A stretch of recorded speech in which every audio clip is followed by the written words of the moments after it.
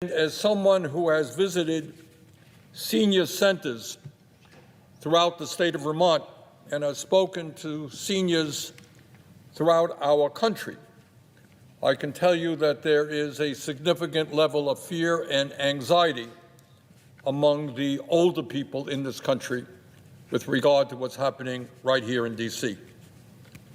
When we have a president of the United States and Republicans who are talking about massive cuts to Medicaid,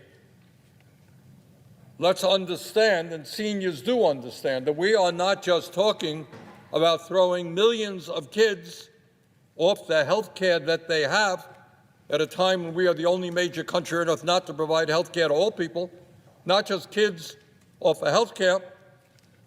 We're talking about massive cuts to community health centers, which receive over 40% of their funding from Medicaid, and where millions of seniors go to get the primary care they need. And at a time when we already have a major crisis in nursing home availability, let us understand that Medicaid provides funding for 2 out of every 3 seniors who live in nursing homes. In other words, massive cuts to Medicaid would be a disaster for senior citizens throughout this country. But it is not just Medicaid cuts that worry our seniors. Today, quite unbelievably, and we don't talk about this anywhere near enough, 25% of people in our country who are 65 years of age or older are trying to survive on incomes of $15,000 a year or less. I myself do not know how anybody, let alone a senior with health care needs, can survive on $15,000 a year, but that is what 25% of our seniors are trying to do. Mr. President, this issue of so many seniors struggling to get by, struggling to heat their homes, struggling to buy the food or the prescription drugs they need, this is an issue we must address. And it is a crisis that is unacceptable in the richest country in the history of the world. And that is why, Mr. President, I am proud to tell you that within the next several weeks, I, along with a number of co-sponsors, will be introducing legislation that expands Social Security benefits and extends the solvency of Social Security for decades. You know, we're hearing a lot of talk about cutting Social Security. We should not be talking about cutting Social Security. We must be talking about expanding Social Security benefits. And the legislation that I will introduce would do just that. It would expand Social Security benefits by $2,400 a year, and it would not raise taxes by 1 penny on the bottom 93% of Americans, those who make less than $250,000 a year. And how do we do that? By lifting the cap and applying the Social Security payroll tax on all income above $250,000. Unbelievably, under current law, a billionaire pays the same amount of money into Social Security as someone who makes $176,000 a year. Elon Musk, worth $400 billion, pays the same amount into Social Security as somebody who makes $176,000. That is because under Social Security, there is an absurd cap on taxable income. If we lifted that cap and made sure that millionaires and billionaires paid the same percentage of their income into Social Security as the working class of this country, we could extend the life of Social Security for generations to come and lift millions of seniors out of poverty. Further, Mr. President, when we talk about the needs of senior citizens in this country, I want to mention that I will also be introducing legislation to expand Medicare to cover dental, vision, and hearing. It is unacceptable that millions of seniors are unable to read a newspaper because they cannot afford eyeglasses, can't have conversations with their grandchildren because they can't afford hearing aids, and have trouble eating because they cannot afford dentures. That should not be happening in the United States of America in the year 2025. Expanding Medicare to cover dental, vision, and hearing is an extremely popular concept. Poll after poll shows that 80% of the American people, Democrats, Republicans, Independents, support doing just that. Mr. President, when we talk about the anxieties that the American people are now experiencing, it is not just, to say the least, senior citizens. All across this country, there is a growing fear that the Trump administration is undermining the Constitution of our country, a Constitution which has kept us a free nation and an example, a model for the rest of the world for the last 250 years. During the last month alone, President Trump has attempted to usurp the powers of Congress, illegally and unconstitutionally refusing to fund programs passed by Congress. He has illegally destroyed agencies like USAID and the Consumer Financial Protection Bureau that were created by Congress. And under the leadership of Mr. Musk, they have illegally and inappropriately gained access to tax data and Social Security data of millions of Americans, et cetera, et cetera. Every day, they are acting in an illegal and unconstitutional manner. And I would say this, and I don't know if people take it seriously or not, I do. Just this week, President Trump tweeted, quote, "He who saves his country does not violate any law," end of quote. Wow. In other words, Mr. Trump sees himself, the President of the United States, as above the law and immune from the basic rules of the Constitution and the separation of powers that have governed this country since the founding. Okay? Anything I want to do, I'm president, I can do it. Doesn't matter what Congress says, doesn't matter what the Constitution says, that doesn't matter what the rule of law is about. Hey, I'm the president, I'm trying to save the country. I don't need to hear from anybody else. That's not what Americans fought and died to preserve. That's not what this country is about. And with regard to the movement toward authoritarianism, let me say a few words about an area that I think has not gotten much attention at all, and that is Trump's attack on the free press, which is protected by the First Amendment to the Constitution. Founding fathers of this country considered freedom of speech and free press to be enormously important. That was the First Amendment. Mr. Trump has sued CBS and its parent company, Paramount, for $20 billion because he didn't like how they edited an interview with Vice President Kamala Harris. The company is now reportedly considering settling the lawsuit, and I certainly hope they do not do that, out of fear of retaliation from Trump's FCC. He did not like a television program on CBS. Well, many of us don't like television programs on CBS or NBC or Fox or ABC. But you don't sue somebody for $20 billion because you didn't like the program. And obviously, the intention of that lawsuit is clear, and that is that CBS and every other network and media outlet will now have to look over their shoulder. Oh my goodness, we're saying something critical of Donald Trump. Is he going to sue us for $5 billion, for $10 billion? Is he going to drive us out of business? Maybe we should not run that program. Maybe we should not do that investigative report. Not just CBS. In recent times, he has sued ABC. He has sued Meta, which owns Facebook and Instagram. He has sued the Des Moines Register. What crime did a little newspaper in Iowa make? What was their crime? They ran a poll which turned out, in retrospect, to be inaccurate.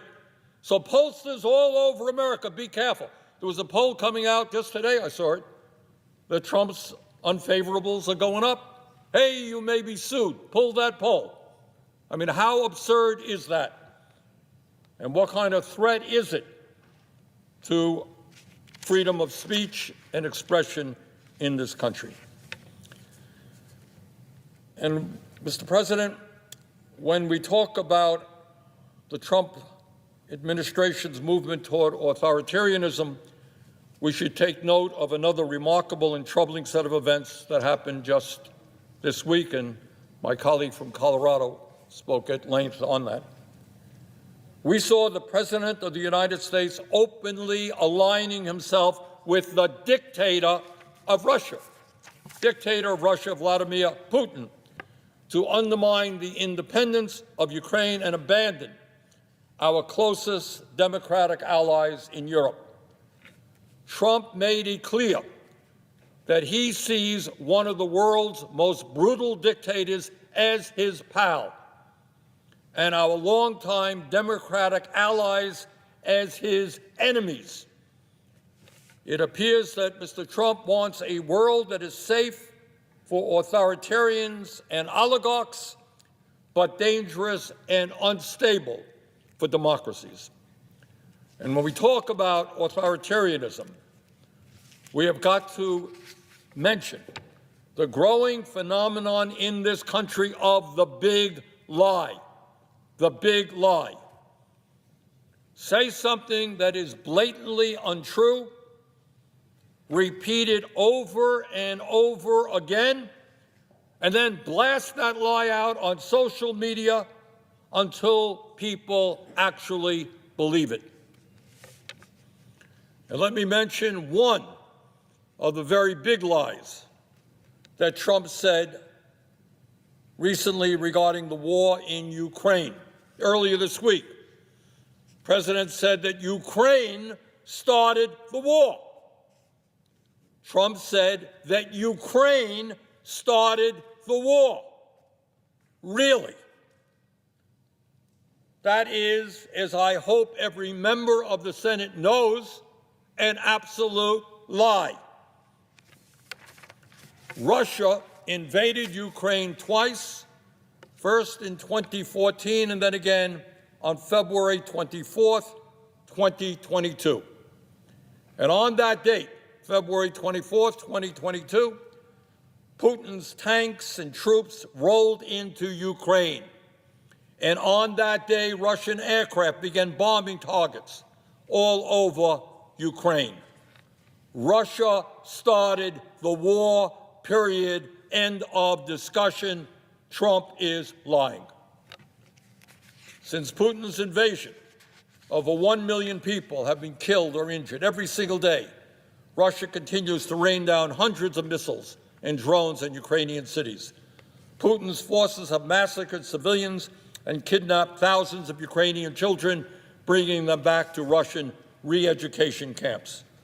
These atrocities led the International Criminal Court to issue an arrest warrant for Vladimir Putin in 2023 as a war criminal. Further, Trump called Ukrainian President Zelensky, not Putin, but Zelensky, a dictator. And that obviously is not true either.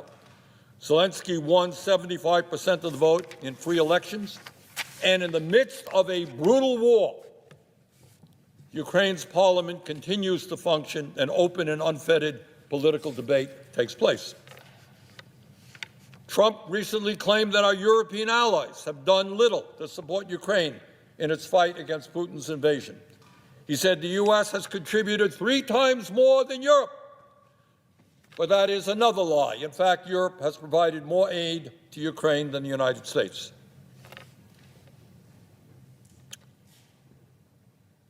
But it's not just that Trump is lying again. That is not new.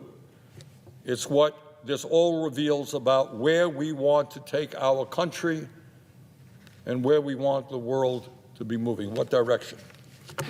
Trump is cozying up to Vladimir Putin. So who is Putin? And what kind of world does Putin want to build? Putin is a dictator who crushed Russia's movement toward democracy after the end of the Cold War. Russia now holds sham elections where Putin wins 90% of the vote, and authorities there do not even try to hide their ballot stuffing. There is no freedom of speech or free media in Putin's Russia. Protests are violently suppressed. Tens of thousands of people are in prison for protesting Putin's invasion of Ukraine. Political dissidents are harassed or thrown into jail. The bravest, people like Alexei Navalny, are killed outright. Hundreds of thousands of Russians have fled Putin's Russia since his invasion of Ukraine. That, Mr. President, is the Russian leader that Donald Trump admires.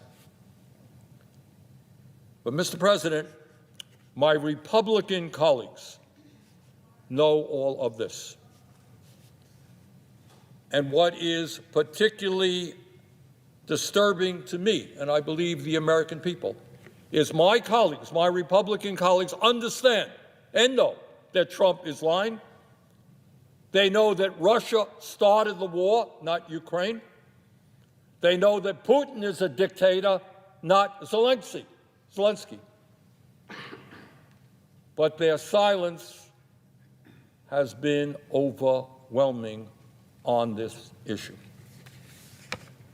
I cannot tell you how many times I have sat here on the floor and I have listened to my Republican colleagues come to the Senate to condemn Vladimir Putin and his brutal invasion of Ukraine. And many of their remarks were right on the money, they were perceptive, and they were right. And my simple question to my Republican colleagues right now is, where are you now?